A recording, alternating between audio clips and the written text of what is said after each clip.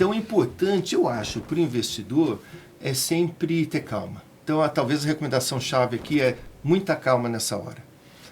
Porque quando a coisa começa a degringolar, é muito tentador sair vendendo. Ah, meu Deus, não sei onde isso vai parar, vamos vender tudo, deixa eu sair desse negócio. Vou comprar um apartamento. Vou comprar um apartamento, vou... Tijolo. A bolsa caiu, vou vender tudo que eu tenho. Calma. Pensa sempre nas perspectivas de médio e longo prazo, pensa sempre numa carteira diversificada, pensa em casar aquilo que você está investindo com aquilo que você quer fazer com esse dinheiro lá na frente. Esse acho que é o segredo de ter boas finanças. E lembrando também que quando a coisa piora muito, muitas vezes o mercado tem mecanismos de autocorreção.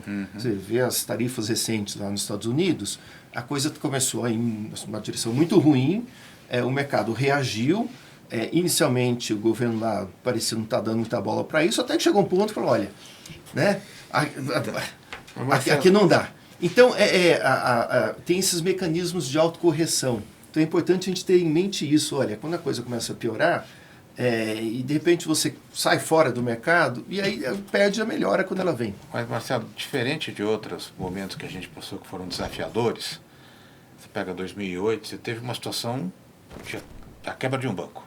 Tá? Havia um fato, né? Concreto. Né? Aí você teve Covid. Covid foi um fato. A economia mundial parou. Essa que nós estamos vivendo hoje, ela foi criada. Ela foi criada. Se você olhar a economia americana, ela não está tão ruim. Ela tem um problema fiscal. Tá? Tem um problema fiscal, eu acho que o mundo todo tem um problema fiscal, né? E o deles é mais acentuado. Enquanto eles estão emitindo o título e o mundo está comprando, está tudo certo. Né? Mas não havia um problema assim, crítico para uma ação tão forte. Então, é pouco isso, quer dizer, o mundo não está tão ruim quanto a gente imagina que esteja do ponto de vista macro. Tem ajuste para ser feito, mas eu não sei se eu consigo fazer. Não é uma crise que agora quebrou um banco, tem uma crise global, um vírus que... Não temos isso, tá? Temos uma coisa que foi criada e botou pânico na sociedade mundial. Não é isso? Olha, eu faria 2 pontos aqui. O primeiro é que o ponto de partida, antes dessa convulsão recente toda, é muito favorável. A economia mundial, como um todo, estava indo bem, depois da recuperação pós-Covid, e a economia americana, em particular, estava indo muito bem, obrigado. Quer dizer, os economistas falam até do excepcionalismo americano. A bolsa indo super bem. A bolsa indo bem, refletindo uma economia que estava crescendo, em média, significativamente mais rápido do que o resto do mundo desenvolvido. Estados Unidos versus o resto do mundo, Europa, etc. Por várias razões, dinamismo da economia americana, etc. Então, o ponto de partida inicial é muito favorável na economia americana em particular. A inflação vinha caindo, não está ainda na meta, mas não estava tão longe. O crescimento vinha muito bem, o desemprego muito baixo. Então isso é importante, quer dizer, você começa de um ponto favorável. Essa é a boa notícia. A má notícia é que, você tem razão, assim, é um tiro no pé o que a gente está vendo recentemente nas políticas que estão sendo sugeridas lá. Não precisava. Né? Eu acho que é ruim, é negativo. Você criou concordo, você criou do nada. Não é um choque externo, exógeno, como foi a Covid ou quebra de banco. Foi um tiro no pé mesmo. Um gol contra, desnecessário. Mas com essa observação de que essas coisas se ajustam ao longo do tempo. Né? O próprio mercado reage. Então, mas confiança é uma coisa importante. Fundamental. Porque economia, você economista muito bem, tem todo, você pode estudar tudo, mas se não tiver confiança... Não tem dúvida. Para! E eu acho que a questão da confiança foi rompida. Olha o caso da Tesla. Sim. As pessoas têm ódio. Houve um movimento nacional de patriotismo. Eu compro qualquer coisa menos este carro, que é o símbolo, né, do Império Americano. Né? Então você vê pessoas, amigos nossos, falando, olha, eu compro um elétrico, mas eu não compro um Tesla. Quer dizer, isso é um reflexo de... E não é de curto prazo. Né? As pessoas estão ressentidas, não sei se essa é a palavra. Olha, eu acho que aqui é um quadro em que você tem efeitos mais duradouros, ficam cicatrizes, em outras palavras. Então eu estou tentando dizer que os extremos acabam se autocorrigindo pela força do mercado, mas não quer dizer que está tudo bem como antes no quartel de Abrantes, pelo contrário. Tem efeitos aqui permanentes, né?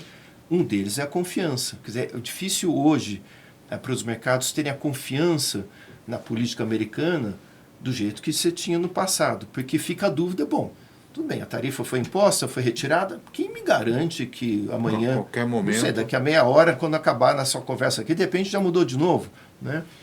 E mesmo tentando olhar assim, mais médio e longo prazo, mesmo que você daqui a 4 anos eleja um novo presidente nos Estados Unidos, com outras ideias mais favoráveis ao mercado, fica ainda a dúvida, bom, tudo bem, mas e dali a outros 4 anos? Será que entra um outro presidente com outras ideias?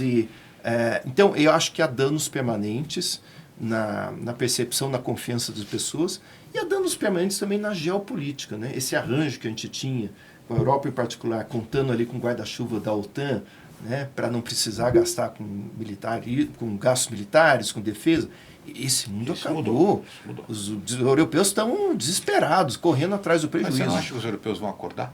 Já acordaram. Né? Quer dizer, já acordaram. Tinha uma situação que era muito confortável, né? Então... E acordaram no meio de um pesadelo, eu tenho que dizer. Eles acordaram assustados, dormiram no ponto, agora estão correndo atrás. Então a gente claramente vai ter um aumento em gastos de defesa na Europa. Eu acho que o exemplo mais visível é na Alemanha, né? Que era, enfim, desde a Segunda Guerra, você teve ali uma Alemanha muito reticente em gastos, como já apontou, em gastos militares. E acho que até era intencional que fosse assim por parte dos Estados Unidos, da geopolítica global. Isso mudou. Mudou agora com as novas regras fiscais na Alemanha, que eles, enfim, mudaram a regra do jogo, tentando usar aqui uma linguagem mais compreensível para a gente que está no Brasil. Acabou o teto de gastos, por assim dizer. Se você quiser. Então... Você pode gastar, porque você gastar com defesa não conta para fim do teto de gastos. Simplificando. Sai do orçamento. Sai do orçamento. Tá. Então pode gastar e vai gastar com várias implicações, né?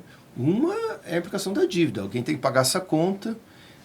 Você falou antes aí do problema fiscal nos Estados Unidos, Sim. Que é grave, é sério, e é um problema global.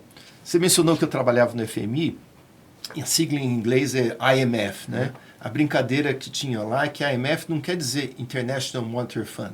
A IMF quer dizer It's Mostly Fiscal. O problema é basicamente fiscal, porque a gente sempre ia, quando ia para um país na época que eu estava no FMI, você olhava a conta fiscal e falava, olha, tem que botar a conta fiscal em ordem. Na pandemia, entretanto, mesmo o FMI falou, olha, gasta que tudo bem. Entretanto, essa gastança toda, que era compreensível na época da pandemia, acabou ficando, né?